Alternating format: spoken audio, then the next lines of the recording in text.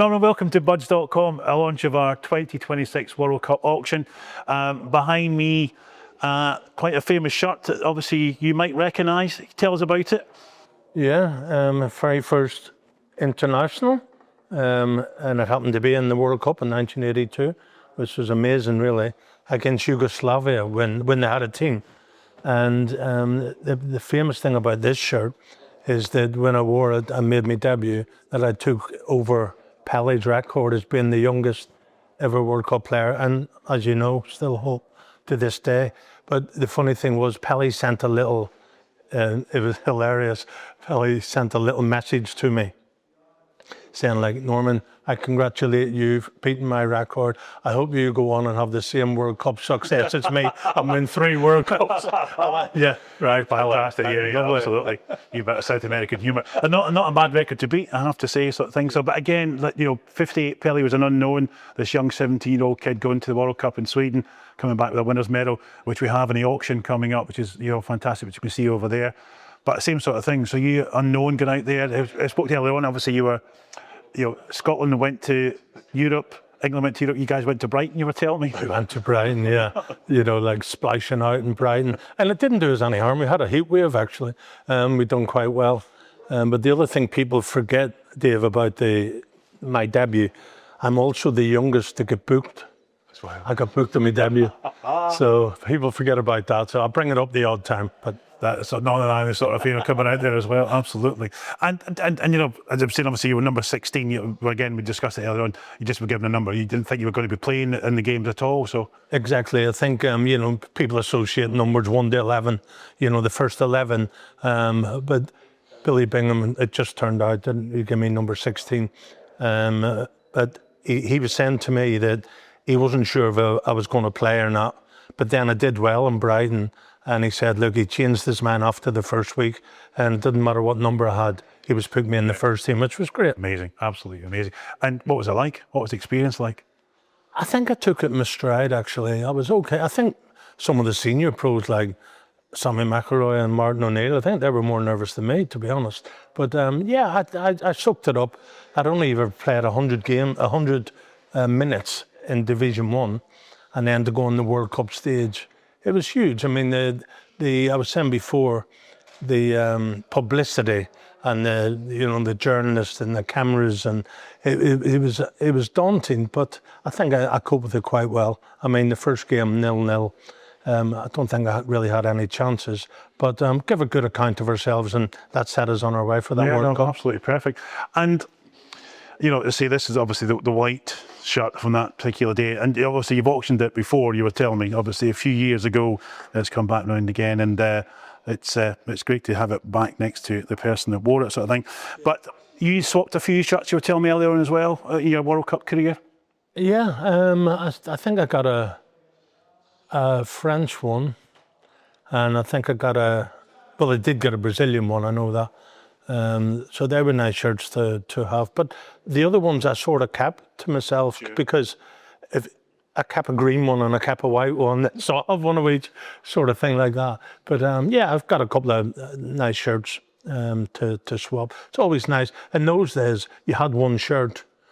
I think today you can keep one and swap one, and I think that's a wee bit different these days. But you had to choose yourself whether you wanted to keep yours or did you want Platini's over there. That's a big feeling. But in hindsight, if you know now what stuff is worth, you go straight after them. But the modern shirts, I mean, we think there's 4 shirts per game these days, so you might want to change in the second half because you're a bit sort of sweaty, or you're going to swap the second half shirt and swap the ready people, so it's a difficult one to count. Yeah. But I mean, these are proper old shirts. I mean, Adidas, fantastic. So, I mean, the shirt market I've seen before at the moment, it's just fantastic at the moment, and to get something like this. I like the embroidery, not the sticker. No. I think, and these, this shirt's lasted, was it 46 years? The years of age next year into the World Cup, and you can still put it on and wear it today, so it's not a thing. Talk about World Cup, your sort of best World Cup memory?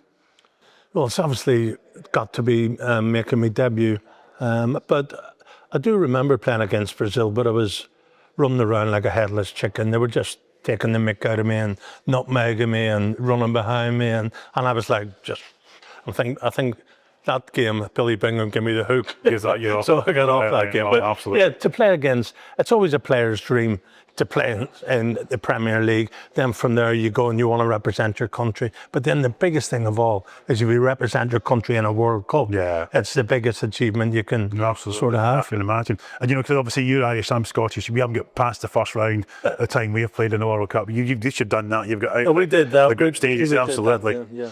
And, you know, I shouldn't, well, I've got you here, obviously, we're in Manchester at the moment in the National Football Museum. Tell me about United. What was it like playing for United? Scoring the winning goal in the 85 Cup final, etc., etc. Yeah, I've got so many things at Old Trafford, like a TM, too many to mention. You know, and before I was 21, I'd scored in 3 Wembley finals and played in 2 World Cups. And the score in Wembley finals, the one that I like, I got the hat trick, Dave, because in '83 we lost to Liverpool in the League Cup, but I scored with my right foot. And then '83 against Brighton in the FA Cup final, I scored with my head. And then '85 in the FA Cup final, The iconic goal. against Everton, I scored with my left foot. So I got the hat trick, right foot, left foot, and header. Perfect.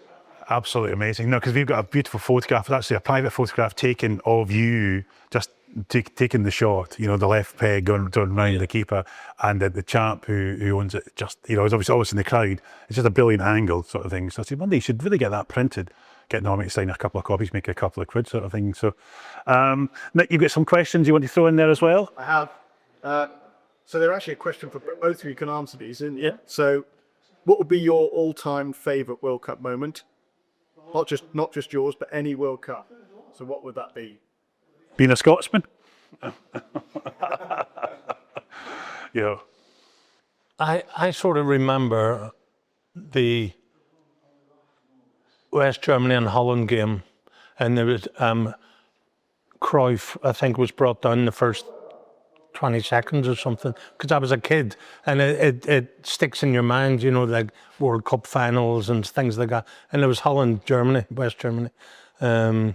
And that sticks in my mind as a kid, that final. And then obviously the other one, more recent, around about this, well, the same time as this, '82, was the Brazil and it was a France semi-final. Brazil were the best team, but they didn't win it, obviously.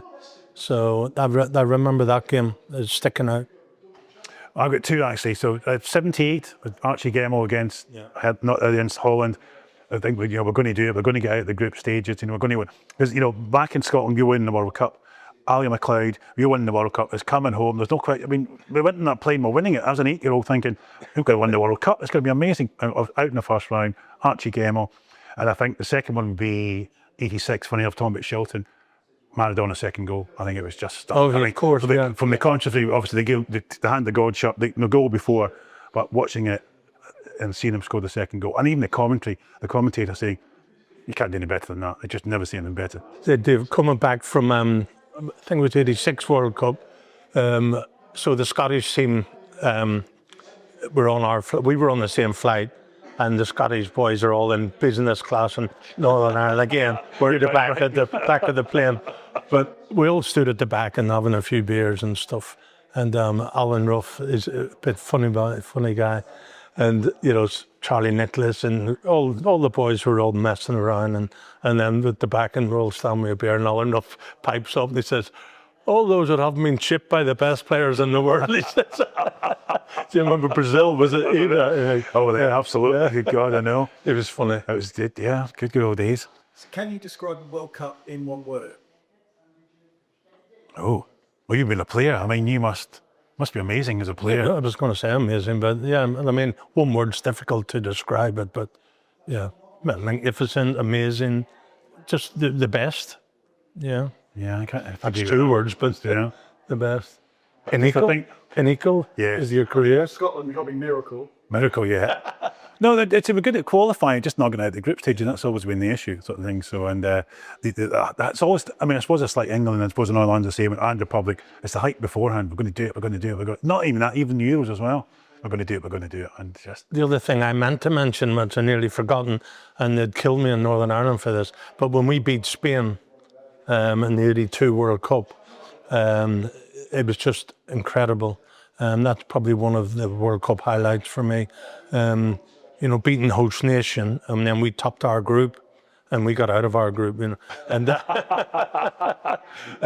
and went on to the next phase. But that was the atmosphere that night was incredible. We had a little pocket of Northern Ireland supporters in the corner, and then the rest obviously were all the Spanish in Valencia, and it was just amazing.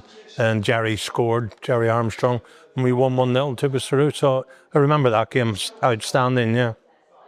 So the last question is, which we're going to ask loads of people, but as a montage. But what does the World Cup mean to you?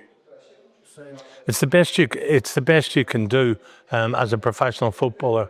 Like I say, you want to play for a professional team. You want to play in the Premiership. You want to play for your country, but then you want to play for your country at a higher level, i.e., World Cups. So it's the best you can do. Yeah, memorabilia-wise, obviously, you're one of 22 players that have been picked out of the whole of the nations to play for your country there. And in terms of memorabilia-wise, the highest value will be World Cup memorabilia. That's the top of the tree, and they'll obviously work your way down. So for me, obviously, especially for Norman as a player, to get to that level, unbelievable. But as a specialist, then memorabilia for the World Cup is always the best. And in the auction itself, you know, we've got Pelé's, obviously, Norman Shirt, the youngest player ever to play, and the youngest player to win a medal at the World Cup final. And of course, your ninth fastest goal. Don't forget that. The ninth fastest goal in the '86 World Cup. So I mean, things like that we don't know about as a specialist. You know, Norman told me that this morning. So you get that watch. He was chased around Old Trafford from months. He was telling me by a young woman. I won't say any more than that.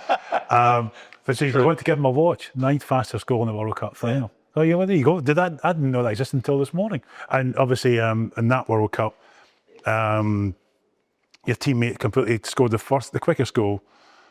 Help me out. Brian Robson got a gold example. So that's just for those who are watching. That's yellow metal, but Brian got a gold version for scoring the winning goal. So there you go. Not too bad. So it's, you know, there's things you don't know about, bits of memorabilia that come out. And of course, we've done enough players' collections over the years that we get to they're given tea trays and tea sets and pipes and all sorts. And back in the day, we're given ashtrays and cigarette lighters. You know, as gifts. It's crazy sort of thing. Professional sportsmen. Yeah. I think that's changed though. Do you reckon players still are as proud to play for their country as they do their club? Or is it different now? I think a country always wins, as far as I'm concerned. Yeah, I mean, that's what you strive for, to represent your country. I mean, I always remember our manager of the day was Billy Bingham, and when he had his team meetings, the motivation he would give is, I had goosebumps in the back of my neck. I couldn't wait to put a jersey on to represent my country, because that's what you strive for. It's great playing professional football, but to show that you're better than other people, you represent your country.